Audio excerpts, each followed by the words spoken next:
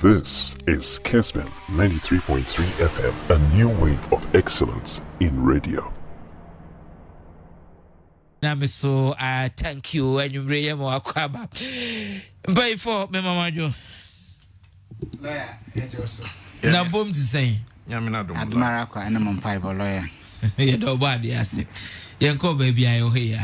It's got about Jadia. Yenimwa, Sika Yanko baby, Yenimwa, so last week, a democracy, if free her, and a punch, and free, I bet democracy. Yenimwa.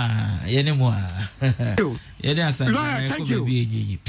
Okay, so, the digitalization sermon, according to our Vice President, His Excellency Dr. Alaj Mahmoud Baumia, she said, "And no anywhere Ghana, where are we going?" Or my litany of Anamoa by to so far, as the journey towards digitalizing Ghana for the betterment of Ghana's economy. Do so. There was a seminar in Susan war my to the substance of the delivery and as delivery no menko Ishak Kyei brobe menwe na jintre and the initial comment impression about this zoo encounter. Lawyer Medasi. Like na boko there. Nyamiado. Now Sunday you love ekaye no yemu bi honestly we are still surprised yente se nim dia wo ene suahuna ene exposure awo ene sakwanya ewo ho a obetimi ayede aboa not only baby cry but my Ghana we had that confidence in you be nkaba this time there it was baby but I think say late we are hoping say because I know for a fact sacrifices are why and let me say this. I mean, people may I don't care. I say my things as I say them. The professional groups are they almost sacrifice a lot because that from planes days giant. There are people who are expecting say at least something to show appreciation for. They are still waiting, and I hope people will realize so what could you be say now for said no remember people will matter. People who sacrifice a lot will matter. That is and final and so Alaji Lawyer my minna woni new love ase enyumre we are said sometimes it's so disappointing and disheartening but let's hope things will change. We are said say enye scare show botom kwa enama utirimutimi yo debane ye na say obenya enimdefo munyamfo tisamo na mo akasa sede mo si akasa dwumre amame na me fi se me kasa nyame ho nyame ahoho ho na meboa I was saying crego me da wase na me se nim se anamonto bi koso na empire na yina yemfa ntachire sede be ya ebekonanim entino enim se yakopon pa obehye no ho animonyam many new love at the faso at the regional elections enkomo kakra whilst I mean him say I'm really enyanson but I acknowledge the fact say they are the elbow pa because next year na here my regional chairman and Chibuesiakon yegina yesanamrani chairman won to me first no na onime papasa ma men kan fa ho me ho sei pa ya me ne moti ha ye din komo edie ushamia simple Ishak. Okay. And the way be introduce me penimu bi se ugina ho a no kure ni nyame anim ni ya na me ho apa and idea me hunu se 2016 2020 abisi samre modimo a ya bo a mo kan regional chairman so edanimpa in fact me kase enran kwa na no montu bi nkoso a ewo medimu a na meboa enti ebeye medin se sampempenswe there be a new lab with the fire. Of course, that is no opinion. That is opinion. Oh, other in Sunny and Commoni. I mean, I sure said new lab. So, Chama to me, a radio, no money kukusia. New lab or Kotua Banabia or be changing that. And if you say, Nina, the Enya Badia pass here, because when in and you know, when you say, Minsaka or no San Saka and Madame Wasepa, didn't you make an say? 2024 no bedding. See a shesi si ba 2020 no near 2024 na bedding pa. Enti se median kamenya na sanso na me bompaye. Se about Dr. Muhammadu Bawumia sui and a lot of media stations say me the apostle of Dr. Muhammadu Bawumia and I take it with all sincerity. Na at the same time no seminya chairman won to me as the regional chairman dia mekasa mani nyehoa na meboa edi ntina mekasa briefly oye constituency chairman for 2 consecutive terms no o produce member of parliament twice. In fact mekasa o chance yes o di chairman on lose election da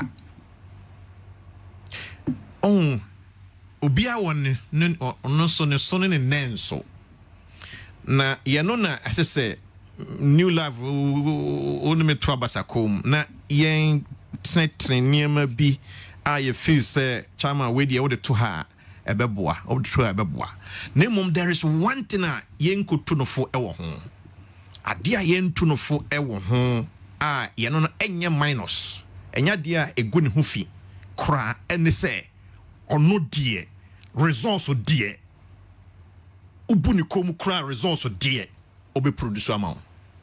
And this is politics. Evan Sonny.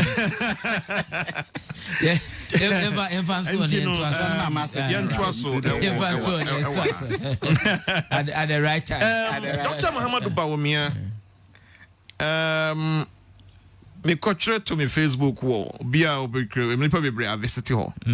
Me say love him or hate him, he's the best we have right now. There's a mechanism na nyesa me kwame opinion. Uncle Ebo White, you know, the CEO of Roverman's Production and you know, and the renowned playwrights. Or say Dr. Muhammadu Bawumia is an asset to the nation. Manager Padie Kesepa. Would you want to know cancer? One cancer or colleague, Kofi Bentel. One also saying, was say, Dr. Muhammadu Bawumia is imperfect. But everybody knows that he's the, you know, he's the best we have right now. Then, Namakotu, you're at the level. I said Muhammadu Bawumia is using the digitization to fight demons and principalities. Yeah, me go to something for you no. Papa no, and 2 days ago me boy, and I know. No, 2 days ago. 2 days ago, na Juma Okoye no Ashasi University no. It is the normal lecture on no. But we say ni die na ye adie bi odi ka digitization agenda no, you know, the formalization of the economy no ye dia for kwanso na ye faso na ye dia siesie o man no ene o man sikasem no adie okobo ne tofa obaba em no wie no so obo ne tofa e ma wa odi akire bia no hu potin botaye ene enhyehyɛ no sɛdeɛ esitie ene emfaso a or mine on so a bit me enya a dear free so. If you say mess someone up very well, make sure as someone or friend is saying, Yura Kofi Bentel. And Kofi Bentel, I have followed him for a while. He seems to be also a big fan of Dr. Muhammadu Bawumia in terms of what he does. Merko to on any boss, me no na media ended. The introductory remarks no. Kofi Bentel say, what can't be measured can't be managed. Adia yentimi en susuno. Enyadia, yebetimi akrokra. Amana ye. And also digitization and digitalization makes an economy measurable and therefore manageable. Sa abefo kwan no a ye faso edie dwuma ye de tutu ye sikasem ewo man mu no. Ye no ene betumi ama yetimi ayo man ntutu ye ene nhihye ama na ye. Some of the things being done now should have been done long ago. Kofi Bentel says, "Sadie here, Dr. Muhammadu Bawumia abeka ne say ya ye be pensem mu. This is how you we and kiedine dada. Lawyer permits me to end with his boss or friend is saying Franklin Kujo. You know the mean direct interpretation. Meka ni na kokosi am abon tofa yemre nti. This is Franklin Kujo, Imani Africa president. Was it Bawumia is handling the government's digitalization agenda with so much passion and focus. And there are great transformations, no doubt, but certainly could be better with transparent procurement processes for acquiring some of the digital solutions. This one time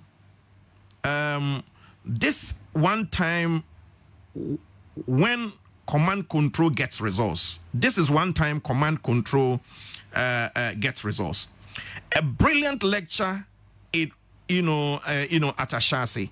Great question from students.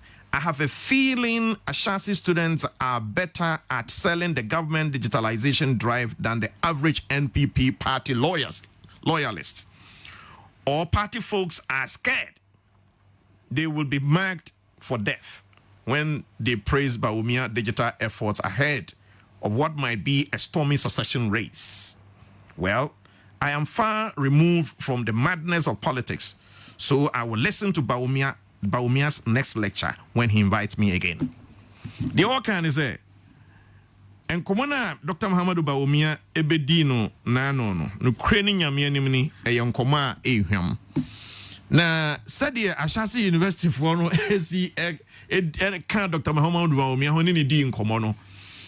A change said the MPP communicators ye bomodia near can Dr. Muhammadu Bawumia ne juma wodi ye no ho ensem na adintra ana say election na ye be kono na primaries no na ye ko say we na ko replace nanado ana say we na ko replace nanado ye no nti na ma communicators no sura na emumo no de said the election is ko ya ne mu hwam sitie no said Dr. Muhammadu Bawumia esa to ne nsa frɛ no say was I akasa biem efa saade no ho a ono de ebeto abontia with America and ebekwakotie. Lawyer, we sum up the feeling a course Ashasi University through the bia or the ending was it time bia be inviting bia Dr. Muhammad Bawumia be inviting bia with America. Okay. Enyumbre onso adwen kire onso sie no asembisa as saying tembia obesende abebia yebekan enti number no 0551599933 and then you just go through your phone, you send mobile money na nsaka no sweat obia okay obi emergency bi obi aje obi to hospital admission ya fi na obe han carry go and pay money before you send renewing your national health insurance card. I'm saying that because you sit in the comfort of your office and can obe to car the traffic swak or lunch and they free phone aduane ben we delivery na you sit in the comfort of because no sa say na digitalization we go chop meanwhile every day your engagements any activities we comfort reduces pressure cost and everything, but because they ain't mean quantified in monetary terms in appears I normal be or the Ishak minim say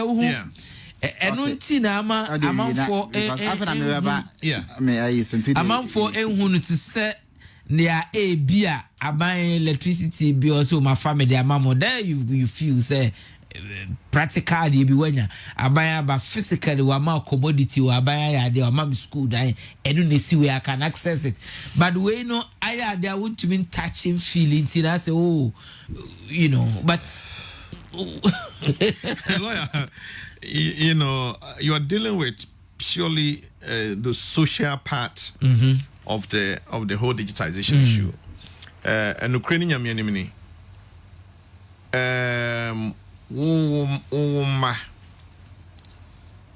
The next 10 years, in fear do away anyway. Senyo na obeka said ye ni see ye name be a woman a maybe a chamua. New love. Aya dia omano. Ombehuno. In fact, said you will see illustrated in your and if we cry ye be kai bibi kakra. The next 10 years no womu hunu kra baby a free ye be do her. Ja yen hwese ne ye school na ye de post boy eba no bebubo letters of course what's so na muso kam na wo post boy ebeba be 3-4 times na unya letter ba kokra just how there we a ghost so ene you draw letters bi so letter be kwa na your official letter so enya sanso abia mon lawyers na bia wo clients bi ehun ne bi na ba church na wa send it se simple wo na obetumi a kire mu ye legal profession ene atemu for so nyina wo mu nyina nso abefo kwan ya na mo fa so efri say Ghana atimi alusu cases bia na ye judgment dead cases bia because and nam say the ending krata say na di edwuma no ntino obi kura timitam ekotwhwene obi timitam kokohye no. In fact asam no kura mu odi an wotimi kohye dan ni nyina na mu krata ni nyina ahye to the extent say ne Attorney General and Minister of Justice ni Attorney General's office ni nyina wa digitalize babia said ye beya electronically or no video na say no BBC backup wo ho a just case bia ne ho asem beira court see enso so nyina enso no be say digitalize it court no of course. And many new love new platforms on me share experience with my share because that's to do with the social part no them say you no see a ton you no kese ma manfo etiase a afi obi abetumrika na wakwa ye bi hwe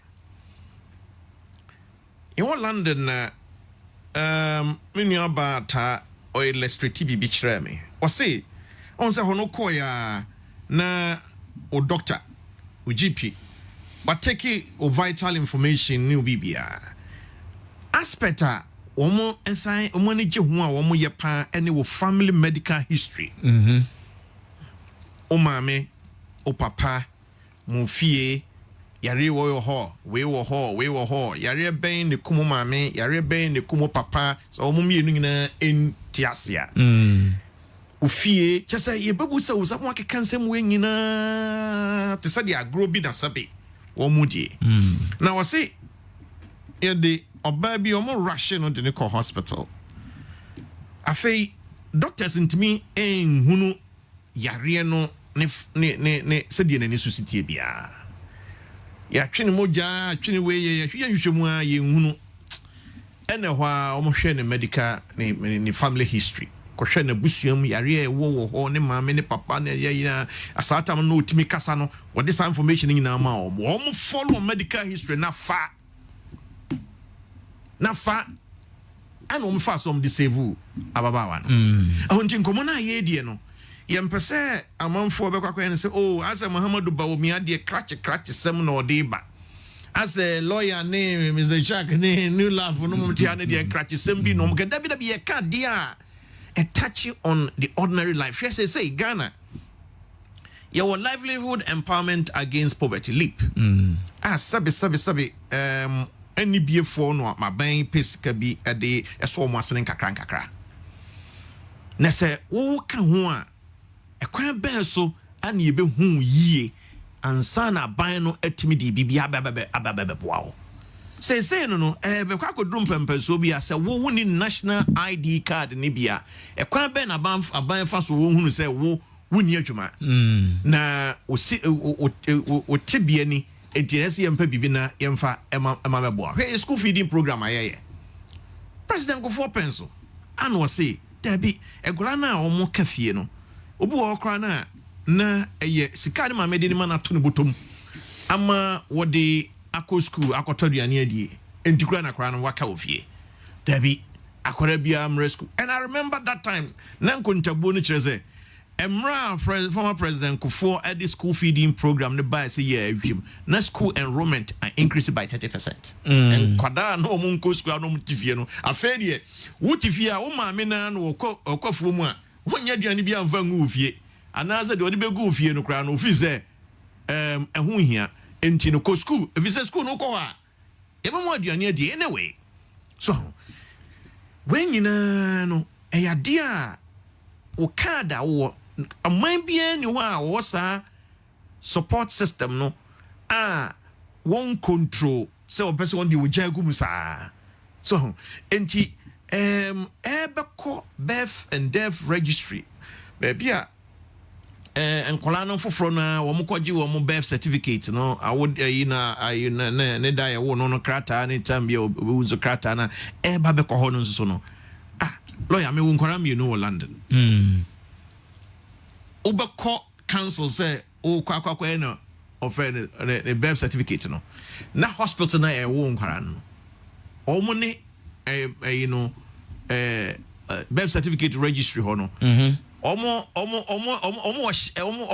common database o enti ye bo mother name ana ye bo father name pe akwada na ketwa na ya wo no hospital no the details gina abede ebe yaba na wabomodia na yede na yi ayede ama akora no onyira wo sister no mu wunsusu a ye no so no na ya hwene na yi na frimu na sabi o man ya wotim say population census almost provisional results on the buy almost here of friend say 30.8 million of course 30.8 million no yeah friend say final one beba kra near 31 million ye musay and the young kwada wom fie enru mfie nsia children below 6 years and kwada ben ana wom ye below the teenage ye tamaye wom up to 12 say no ye teenage from 13 to 19 e musay enipa say ne woman mu a ye dwuma the working population e musay na ye pensioners eko home gym sa emma woma emma Ghana mo yesɛn emma yesɛn sa niema we say nyina no se wan hunu se de covid benzer kan no what cannot be measured cannot be managed se wan hunu nipa nyina obi adodo a ekwan ben so kra na wo se aban na anase wo man no mo de nhihye bi ba se de be amomanfo eho beto wo mo hwe ye de free SHS aba na on say Omoko BC say another one but 2 years ago DC we are water region border no so ana otimi ebo ehon ban ma enkola be say 60 and nkom free Togo nkom ba be chro bie enkom nya chro say ya hwim Ghana ha ye automatic placement system. Akra no tro ne SHS, JHS and so when you see a pair. Uncle Philip from Bia Otifia na abide ni school or bekono, no de nato. And to let you come film.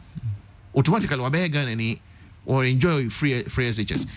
There is no way onye or mine muhani ube school ha as a etimi free. If we say be a cry now no mama no papa no muntia or friend is saying omutiato on top bibia or my mukra ye be gene VAT and I say bibi on top petrol bi wa na tua VAT and road tax and bibi so na say so mine ye was sa hihye we say nyina edema o mine ma adenti eneni kwan say ye be ma national ID card Ghana card no aye nyina so yet media yesa enhye we enti Ghana card no de no kure no nyame no enti time bia no respectfully yana me accuse NDC for 8 years and Ghana card no wo mo anwie if you say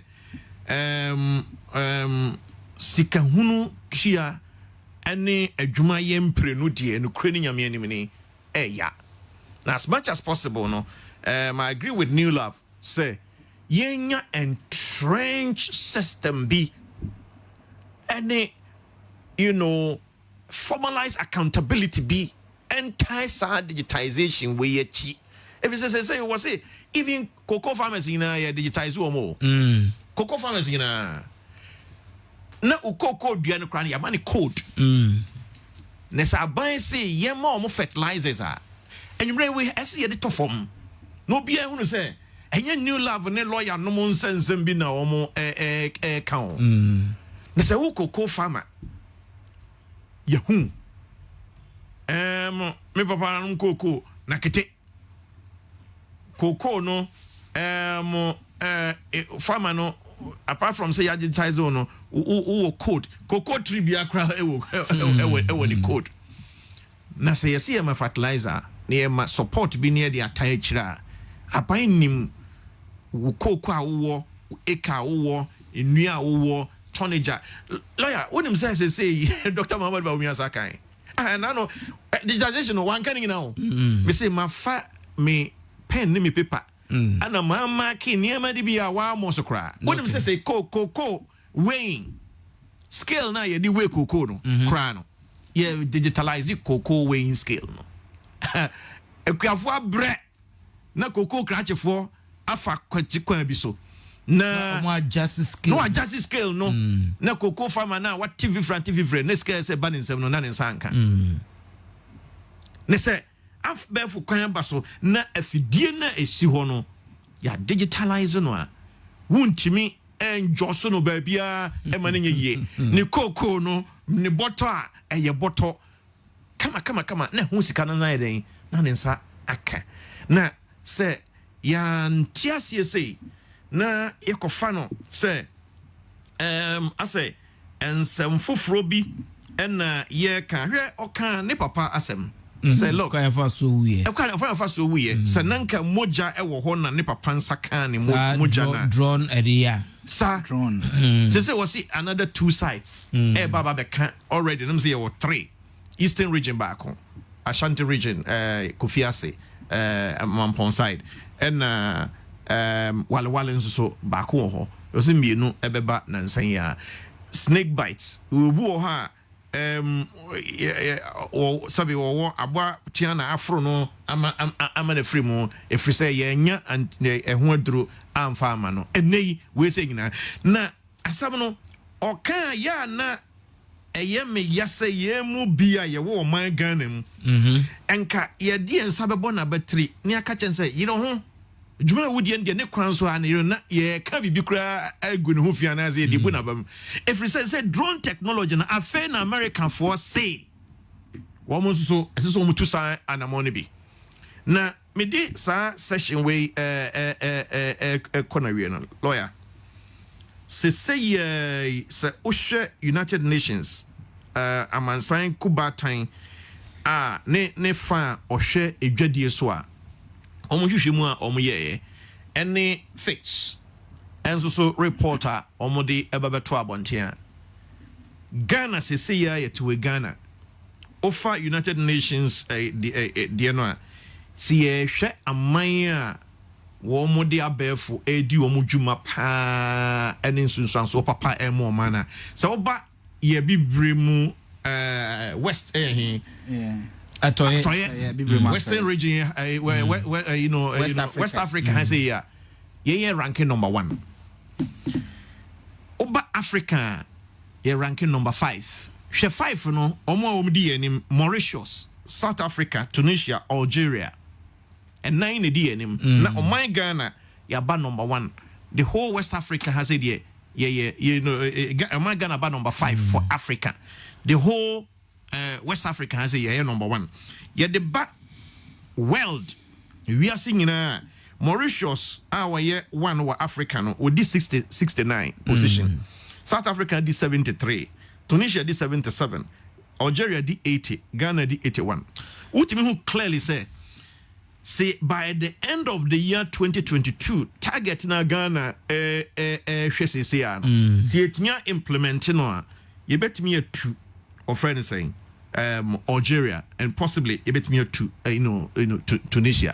So even about cyber security obosonra e kwan faswa ye boy ho e ban say akronfowiranfo emfa befo kwan emonwura bank bi nkonko yiska omonwura o mobile money so enkonko twunsika enko ene de keke ka ho a lawyer the whole Africa ye rank 3rd we krana yesi ye nuru ba bia ye kono Africa ye number 3 so ye no nti e ade a ye di djuma o friend is saying ni sunsanso a e di mo man no e header e ade a feye pa so then Tina Ghanaian ordinary Ghanaian because of cyber security now we sorry I'll say me momo enkrofo bi ayusu enyansa bi omo de ade bi afa so ama mesika me de me pina mom omo adi mesika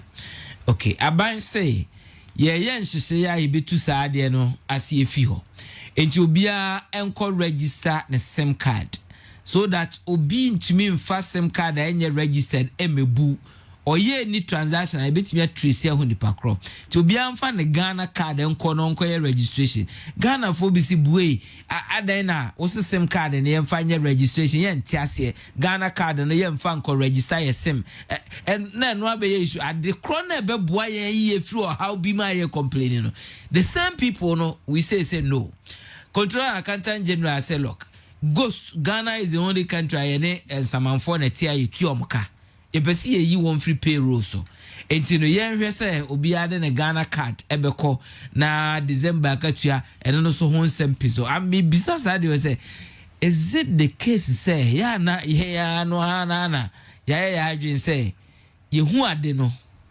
eboa yen enso ye bu ye ne agu ye hu ye ana say ya na ye hu ana ye ntwen say obi meka nkyere yen say na wo she kiki e fata me hu be ntiase did you see the difficulty that I have yes so why say ye nim say ade we ye problem bia ye wo no e be two problem na see if you are my enso so no ye nye ready say ye be ya ade na e be two sa problem na free wa my eya soden na e bedroom pempenso bia afei Oko bank so oko iska oko mobile money merchant ho so oko iska u dijumedie bi na ebehia se obeje o national ID card na woni bi na enam sunti wuntimi nia ehun se drum bi a odi akokro no manipa na say sim re-registration ashas yo all the way to the end of March, almost 6 months. So, say a free ho, a cocoa drew end of March next year. Bosumi me and Sano for Friday be some nevier.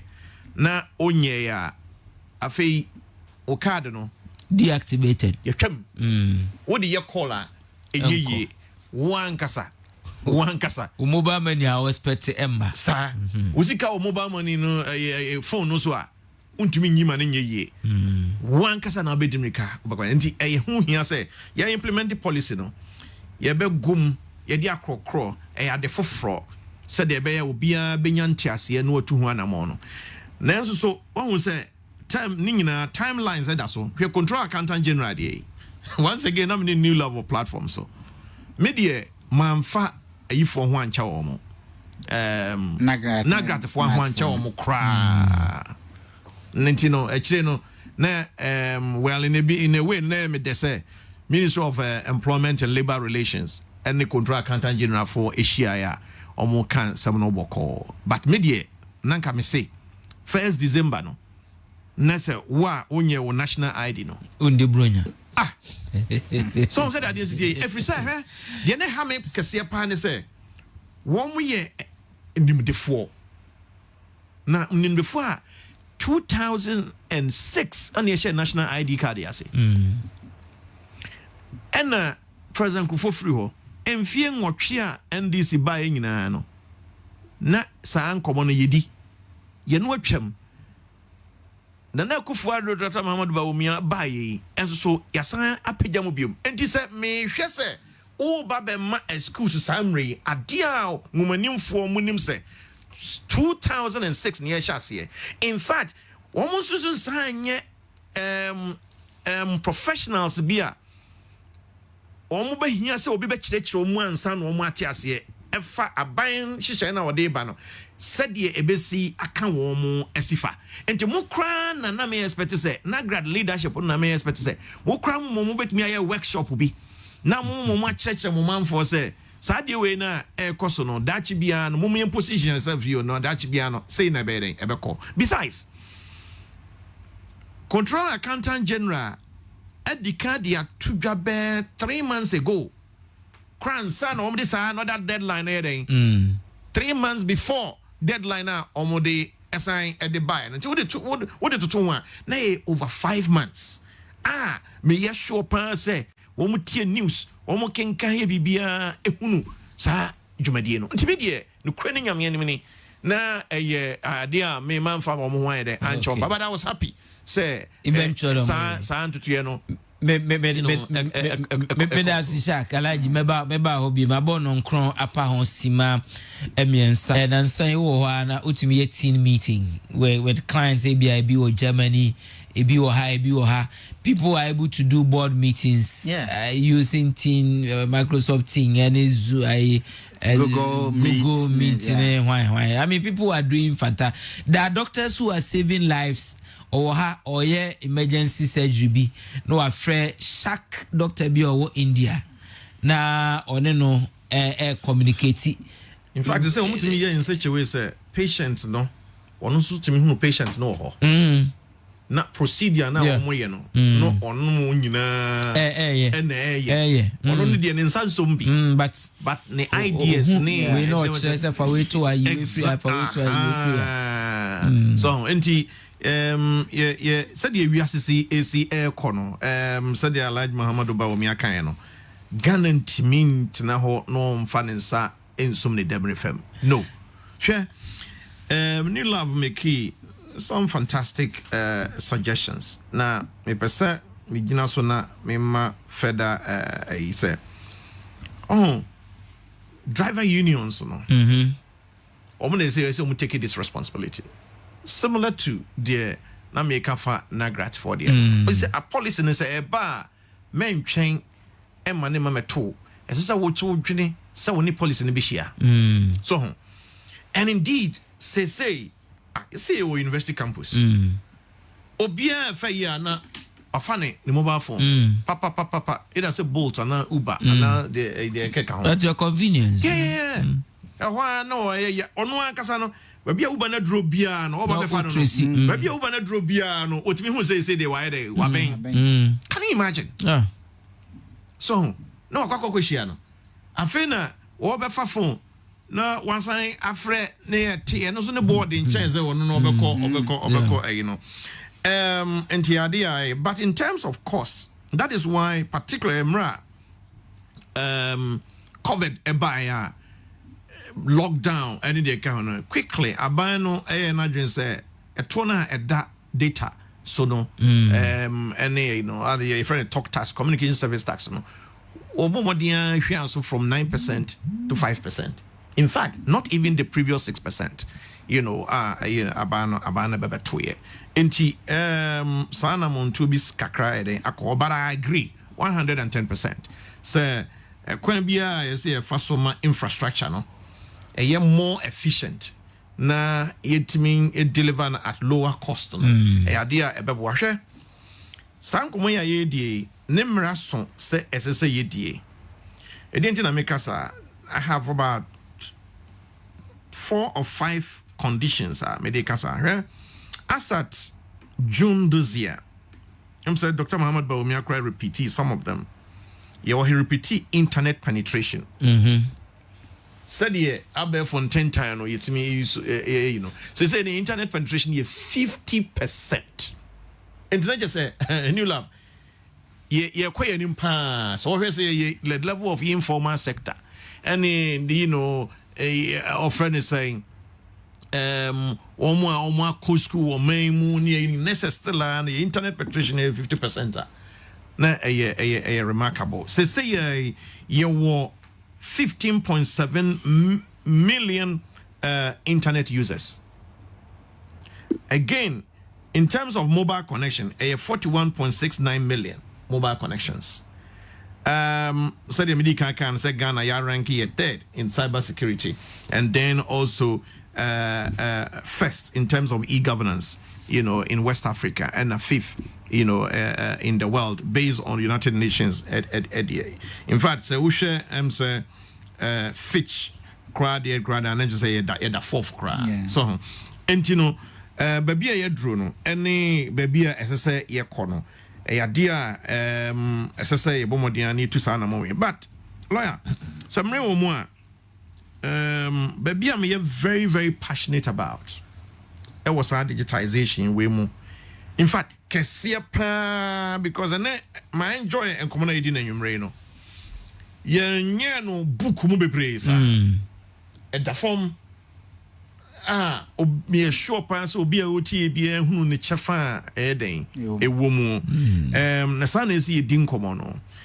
Na enso so ye get technical kakra bi na ma me kwan kakra na ye hwe oman yeto ayegie sika ye bomoden nya no ha if we say so what ho ne sika da aboto o mobosia so wo sika na wo de besi wo dan a onko bobosia na wo de asidan na sade be ya ye betimi agigi ye sika wo man mu ne de aboye ho bra no so no e ya dia sa digitization we no baba be hemu kena ti ho na wo mo memra kakra bi a ka me pese Medim komono ebefa. Didi kan ene se si ehwe amanya womu di ya eto a omo gigie no omo timi gigito be se 34% of womu GDP, you know, tax GDP, you know, ratio no. Say you share Latin America countries are 23%. West Africa, your average 18%. Africa average 17%. Na lower middle income countries are yenye kahono. Average 25%. Ghana yeah, they 14.3%. And 14.3% figure we are now me wono. Alhaji Dr. Muhammad Bawumia confirmed the figure 2 days ago. 14.3% tax GDP, you know, ratio. In fact, Ivory Coast is 20%. And the summary is saying Ghana 14% is below the West African average. It's below the, you know, African average. the difference between any Cote d'Ivoire is see a team raise not less than 25 billion Ghana cedis more in terms of tax. And so even a catch with Cote d'Ivoire. Only 20%. Now lower middle income countries na 25%. Did you catch Cote d'Ivoire krana still? Deficit all. Ye nuru ye ni yen kasa yen pempens no for no nyina no benchmark e da ho. Ye no nti ena saa enhye we say no ade a eboa pa. Dr. Mohamed Mabina quote 27% for South Africa. And in fact in Tunisia it's 29.4%. Na and that front page so can me yonko brebo pa Dr. Ali Nachia. Yeah, it was my mate at the law school. Oh, I see. Oh, yeah, we met to law school. Oh, okay, okay. He's my good friend, pa. A very important, very fantastic guy. Fantastic guy and when it comes to tax. He's a vandal. He's a vandal too. He's an old vandal. Yeah. I mean, now when I was head of department, me accountancy forum, when I invited the man the Kasafa. Integration of revenue, agencies into the authority, and he's a great guy. Now, I said your kind say budget we are ebe. One expect us buying at the 12 of Frobedding. Eba. Name no. Woman tia trono. And SSO who say budget ye bebe. A buying she say ya war ye said ye beya woman bedding. Ebitua woman at war. Now, having said that, lawyer, digitization a causeway. Ni titru aban introduce your friend integrated custom management systems our ports. Now, o introduce no 2019 June to May 2020 no. First year I introduce here at the point of introduction on a revenue 11.25 billion.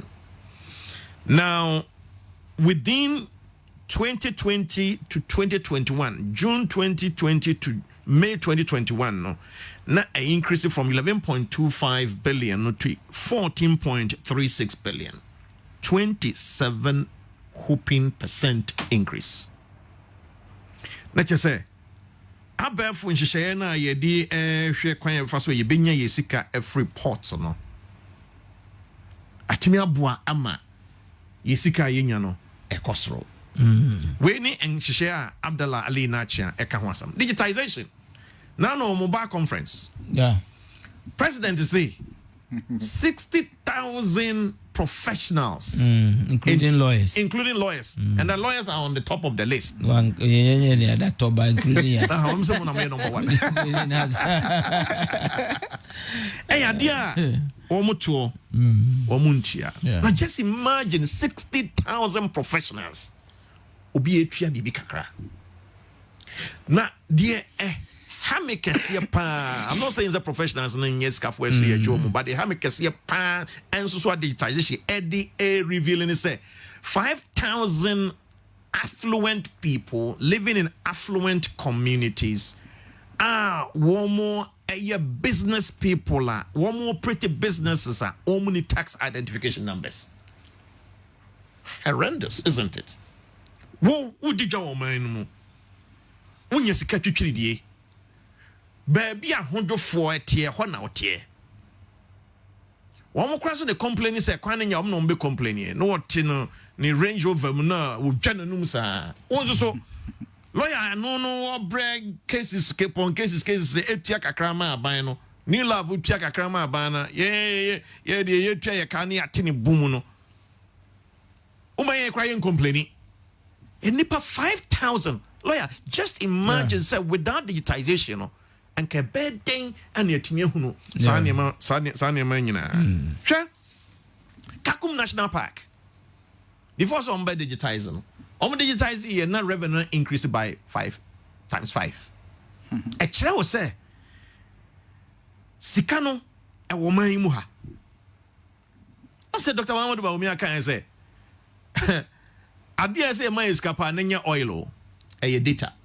because sa and shey we any the air cosui no and air babuayan amasika as I say yetimi enyano or maimu as or mino yabo modia na yensa etimiaka tax identification numbers and sana ye digitization ye beba ye issue ye national ID card no na eye 750,000 say yeah Dr. Muhammad Bawumia while he's saying about 15.5 million but utie the recent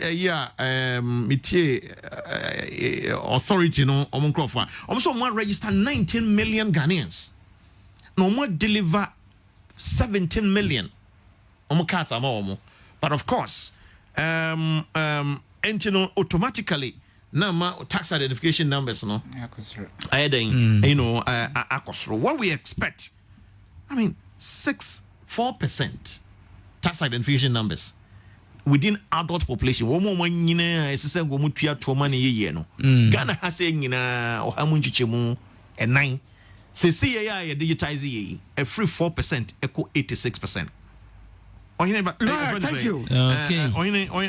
That's a quantum loop. Said it's a quantum loop. So let us watch this guy, and then make you so guy in a man. I'm repeating. Let us watch this guy, Bawumia. Let us watch him, and I'm saying this in a positive sense. Sir, one more mistake. I can't test as EBDB by. Nasa wa abandon. What friend is saying? Economy, you know. This is the reply that he actually gave to them. And with your permission, Mr. Rawa, ma main kinkai. With your permission, Mr. Rawa, ma main kinkai. Because enya jumana wo die no, ye no ne economy na nkasa building no pa nkasa no. Ye no na ehona wo. Let me discuss few of the other things. Thank you. World Bank say yeah property rates say no only 9% according to Muhammad Bawumia statistics will produce here 9% our your properties Japade wo no through the land and buildings no only 9% and yetime je ho eto na sa 9% no MI 38.2 million Ghana cedis. Na ye no na World Bank ka say ye timi agege a anki betimi a raise not less than 12.6% of our GDP. Neil of your GDP is saying it's over 300 billion Ghana cedis. Now work out 12.6% of 300 billion. That's huge. You know, 300 billion. And see how much Thank you. Okay. Yanunti idea one more kase wa abandon or friend is saying economy for digitization. Onu say completely wrong.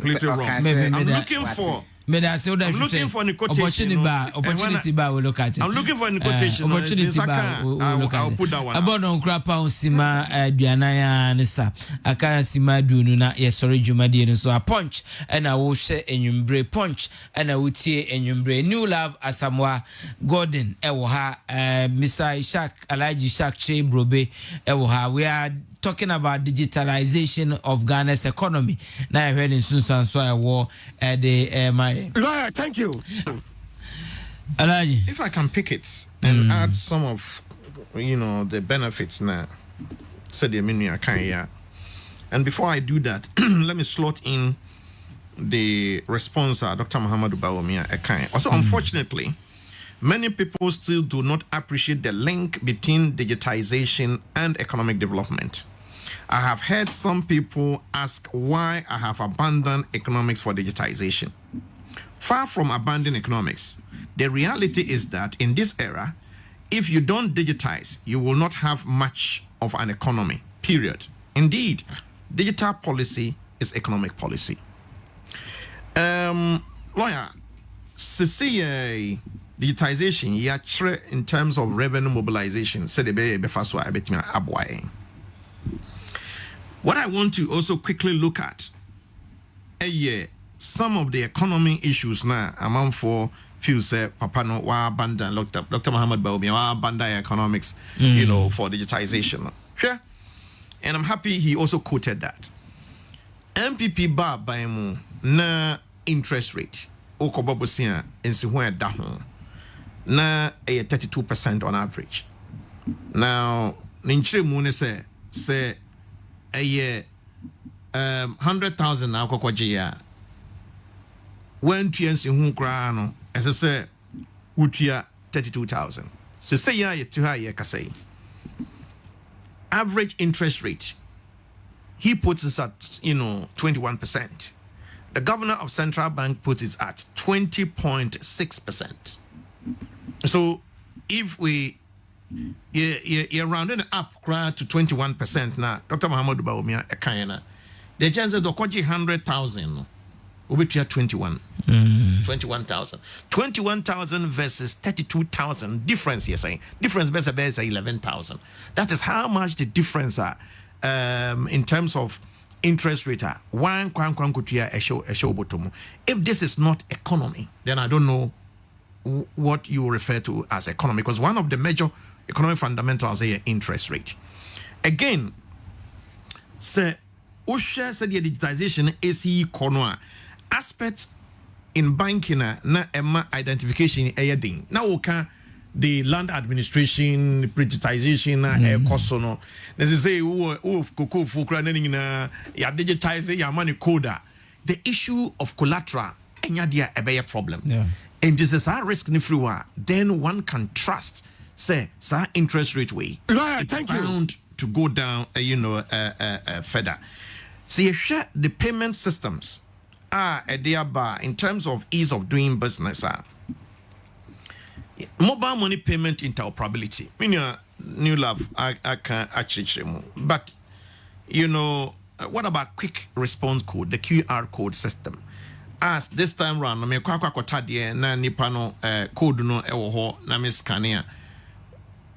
Adia mi scan mi tua ne bia no ono na be kire me say scan no enko me mobile money account and as enko me bank account. So now I am very simple. E-switch. He talked about digital currency. So say Nigeria for the enim kan and if Nigeria is going there, then we can't stop. I read it today. They are in the move. And in particular, they touch me pa any, and so I don't get people. It doesn't and now say a mischief and omoye. Cecilia, Dr. Muhammad Bawumia is deeply involved in ECOWAT digital payment systems. So, Ebomodiane digitizing we are. Senka meko Nigeria kokotonema, meko Liberia na Sierra Leone within Anglophone West Africa. Na meko kokotonema na ebe here say womu nisi di nintino. Chensa meko sisa sidi no edije dollar. And son of the dollar na kwa kodi ejano. Sa payment system ibaha.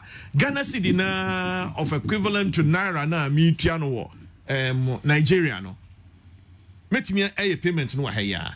If sa when we more modern and improve or friends say exchange rate, particularly between cedi and the dollar. Me at the forefront a bit me, I improve on. In the same way, I know we deeply also involved in which African continental free trade area for also developing payment system within Africa. So ye share baby a brand ye a near ma or champion for Omania. If it's a phenomenon. Lawyer, my last point here, potentially say your national ID card, buy a voter identification card. Voters ID. When him said 2016, per voter biano, a cost to $13 per voter. Now 2020, it cost to $7.5. United Nations benchmark, and it's saying, our friend is saying, enipa bia or to abia na bina mono ho kakra na enso oba no kosi broni sika no $5. Say ebomotia na ya nkwa ye card foforo near leverage ye a national ID card with the database with the database of of friends saying electoral commission. Near you see a national ID card as the basis of identifying lawyer. One can predict conveniently, say, election 2024, nef bono bitmia ye below even the UN, average of $5 per vote. Okay.